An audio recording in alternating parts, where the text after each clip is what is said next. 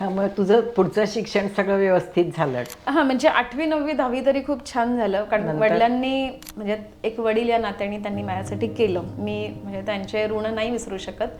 ठीक आहे, लहानपणी मला नाही पाहिलं किंवा त्यांना मुलगी नको होती, त्यामुळे त्यांनी मला एक्सेप्ट नाही केलं, हॉस्पिटलमध्ये बघायला नाही आले आणि जन्म झाल्यापासून वडील काय होते हे मला माहिती नव्हतं. पण 8वी 9वी 10वीला वडिलांनी मला बेसिक माझे कोर्सेस, म्हणजे मला ॲक्टिव्हिटीज करायला फार आवडतात, जसं की मेहंदी, रांगोळी, असे बेसिक मी एन्जॉय म्हणून शिकत होते, ॲज अ करिअर म्हणून नाही. पण ठीक आहे, मला त्याचा उपयोग आत्ताही झाला.